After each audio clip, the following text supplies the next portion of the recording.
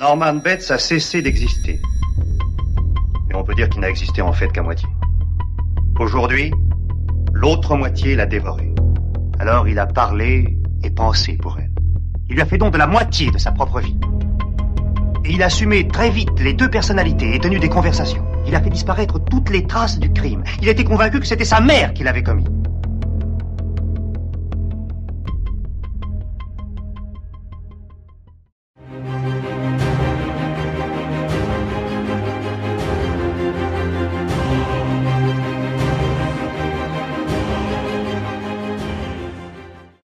Ressentez-vous cette peur sourde, cette angoisse rampante qui vous serre la gorge, ce souffle glacé qui glisse dans votre dos, cet air chargé de silence et d'ombre. Le monde chancelle, l'histoire s'écrit de travers. La vie n'est plus qu'une farce sinistre, une promesse jamais tenue. Une entente, une attente, sans fin, une peur longue, interminable, comme un couloir sans porte. Et ces regards, les voyez-vous, ils transpercent la chair, mutilent l'esprit, les sens s'évanouissent, la logique abdique. Et le cœur lui aussi cesse de répondre. Vous souvenez-vous des mouettes? Moi non.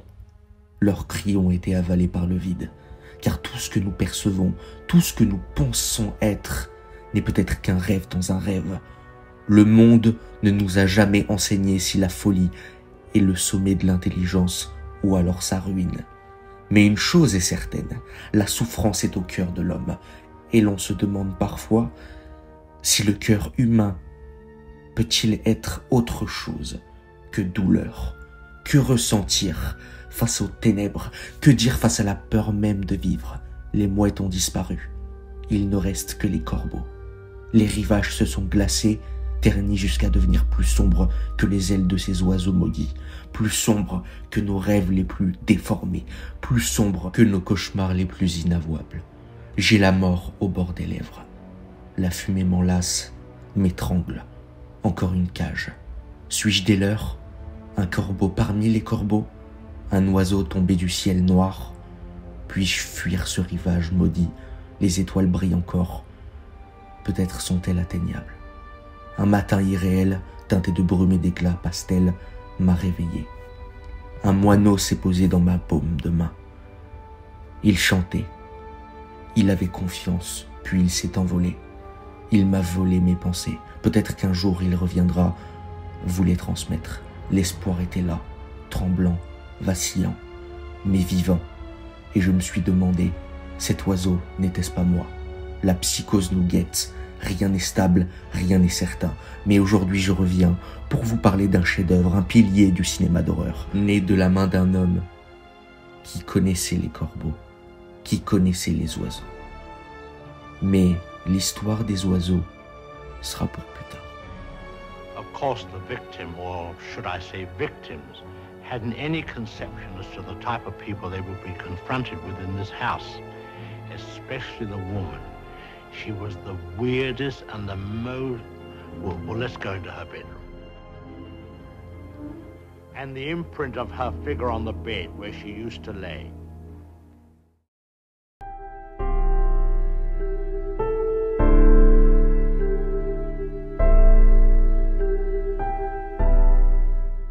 Aimez-vous l'art subtil de faire naître la peur dans le regard du spectateur, de glisser une main invisible autour de sa gorge pour lui souffler un cauchemar qu'il n'oubliera jamais? Même ceux qui se disent réfractaires aux films d'horreur ont déjà ressenti ce frisson, ce mélange d'effroi et de fascination. La peur attire, la peur intrigue, et si l'on tend l'oreille, on entend toujours un murmure, une curiosité que l'on ose avouer. Pourquoi aimons-nous regarder de l'horreur? L'horreur est le miroir obscur de l'âme humaine. Elle expose ce que nous refutons, ce que nous redoutons, ce que nous sommes. Le cinéma d'horreur est l'un de mes langages favoris, un art à part entière. Et aujourd'hui, je dois vous parler d'un film qui a tout changé. Un tournant dans l'histoire du 7e art. Vous connaissez Halloween de John Carpenter, Vendredi 13, Scream, Les Griffes de la Nuit. Mais vous êtes-vous jamais demandé d'où viennent tous ces monstres, ces meurtres, ces motifs devenus cultes? Quel fut le premier battement d'ailes de ce genre? Que fut le cri primordial du slasher. Je vous présente Psychose, 47e long métrage d'Alfred Hitchcock, maître du suspense, de la tension, de la manipulation psychologique, sorti en 1960. Un film qui révolutionnera le genre, un film sans lequel peut-être aucun de vos cauchemars préférés au cinéma n'aurait pu voir le jour. À l'origine, Psychose est un roman de Robert Bloch, paru en 1959. Mais c'est Joseph Stefano, le scénariste du film, qui lui insuffla une vie nouvelle, plus noire, plus viscérale, et grâce à lui, à Hitchcock, à toute l'équipe, ce film est devenu un monolithe du cinéma d'horreur. Une vague froide, sanglante, brutale, une vague qui n'a jamais cessé de hanter nos rivages. Hitchcock, fidèle à son intuition, choisit de filmer en noir et blanc. Par souci de censure d'abord, les scènes de meurtre en couleur auraient été insoutenables à l'époque, mais aussi pour l'élégance, pour cette beauté clinique presque documentaire qui renforce l'horreur. Et si le nom Psychose ne vous évoque rien, il est fort probable que cette musique, tu l'aies déjà entendue.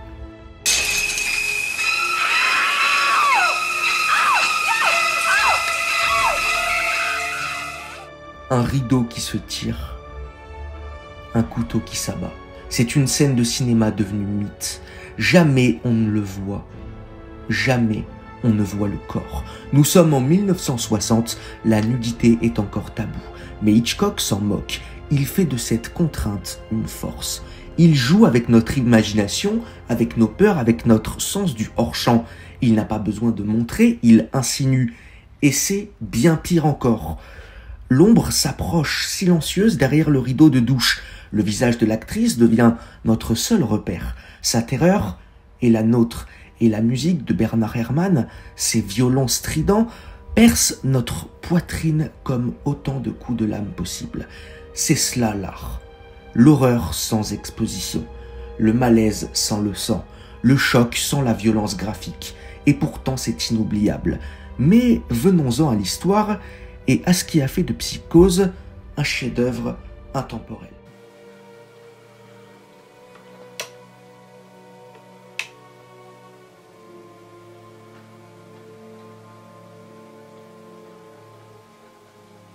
Dans une chambre d'hôtel où les draps ont le goût du mensonge et les murs celui des regrets tues, deux amants se rejoignent à l'abri des regards.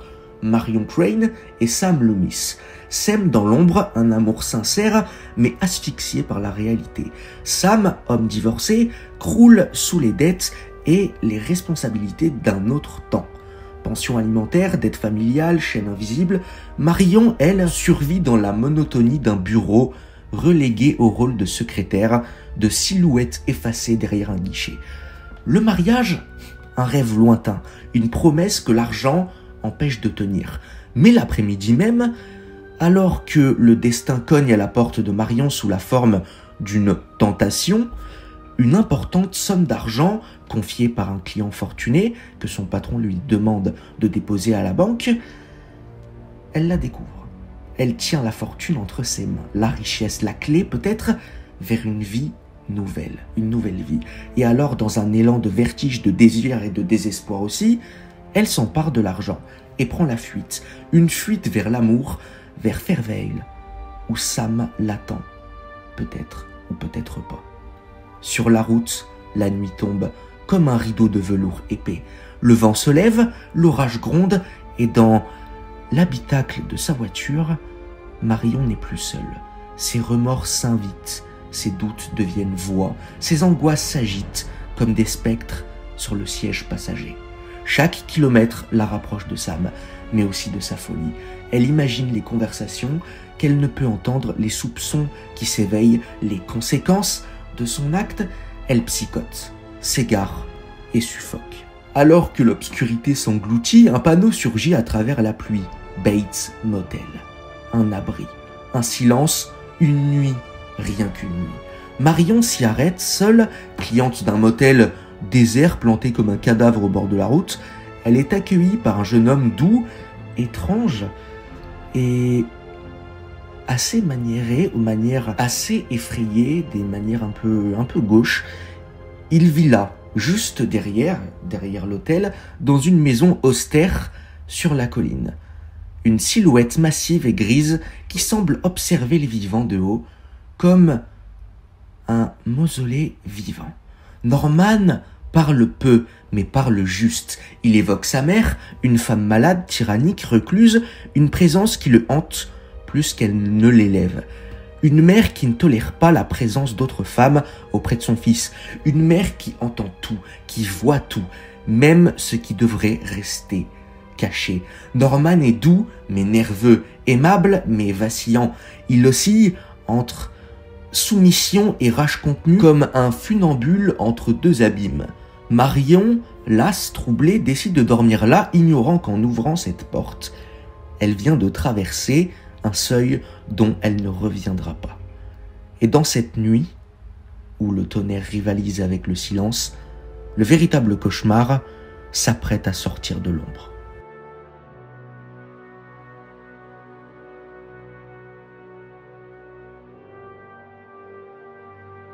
Les meurtres tombent comme des couperets dans le silence, et un brouillard épais enveloppe l'identité du tueur. Qui est derrière cette lame froide? Qui se cache dans l'ombre de cette maison aux ténèbres mortes? Norman Bates semble soumis à sa mère, mais leur relation vibre d'un mystère dérangeant, une étrangeté déroutante. Psychose, c'est le refus farouche d'accepter la réalité. C'est la fuite aveugle vers un enfer pavé de nos propres démons. Une course effrénée qui nous condamne à cohabiter à jamais avec les fantômes que nous cherchions à fuir depuis toujours.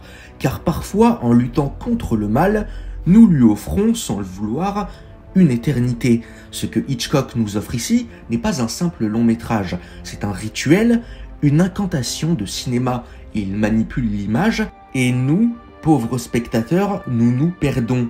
Et c'est là précisément que réside le génie du film. Le twist final n'est pas un simple retournement, c'est un séisme, un vertige, une gifle. Il tisse la narration comme une toile d'araignée.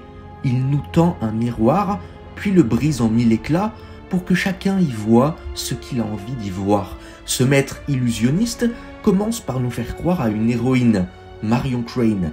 Elle semble être le centre, l'axe de cette histoire. Mais ce n'est qu'un leurre. Marion n'est pas la grande héroïne et il n'y a aucun véritable héros dans cette histoire. La mère de Norman Bates est morte depuis 10 ans. Le shérif l'affirme. Alors comment expliquer les hurlements, les disputes, les meurtres? Comment justifier la voix qui traverse les murs du motel? La vérité est infâme. Norman est l'assassin depuis le départ.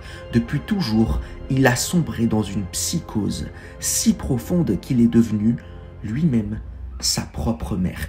Il a tué celle qui l'étouffait et qui le rongeait. Par la culpabilité, il lui a redonné vie en lui-même. Il est à la fois le fils et la mère. Norman Bates souffre d'un effroyable trouble dissociatif de l'identité. Son amour maladif pour sa mère, son refus d'accepter sa mort, l'ont conduit à créer une deuxième personne en lui. Une femme tyrannique, jalouse, meurtrière. La maman a été tuée. Norman ne sait plus rien ou fait semblant. La personnalité maternelle, violente et glaçante, a pris le dessus, balayant l'innocence vacillante du jeune homme. Et tout cela, Anthony Perkins le joue à la perfection. Son regard, ses gestes, ses silences, tout transpire la folie douce, la confusion totale entre le je et le elle. Il incarne la fracture humaine avec une subtilité rare. Jamais un personnage à double personnalité n'aura été aussi glaçant, aussi fascinant et aussi inoubliable. Le scénario de Joseph Stefano, conjugué à la mise en scène chirurgicale de Hitchcock, fait de Psychose un chef-d'œuvre de manipulation. Chaque scène prépare une autre. Chaque geste cache une vérité. Et la scène finale, l'explication du psychiatre nécessaire pour ne pas nous perdre complètement, est un répit. Une torche dans le noir, presque une bénédiction. Norman n'est pas totalement coupable. C'est aussi elle, la mère, cet autre, qui a tué. Et lui n'est plus qu'une sorte de coquille vide, une voix étrangère dans son propre corps. Norman Bates n'est plus vraiment. Imaginez, nous sommes en 1960, le public sort de la salle et est sur le choc. Ce qu'ils viennent de voir, personne ne l'avait jamais vu. Une œuvre aussi complexe, aussi tordue, aussi humaine dans son horreur. C'était du grand, du très grand, du jamais vu, et cette musique, cette partition stridente composée par Bernard Herrmann hante encore aujourd'hui les couloirs du cinéma. Elle a nourri les cauchemars d'une génération, elle a influencé toute une lignée de films à venir. Halloween, Scream, Les Griffes de la Nuit, tous quelque part portent un petit peu l'ADN de Psychose. Hitchcock, par cet acte d'épouvante absolue, est devenu le père ou peut-être la mère du cinéma d'horreur moderne. Et ce titre Psychose, il ne désigne pas une seule folie, mais plusieurs.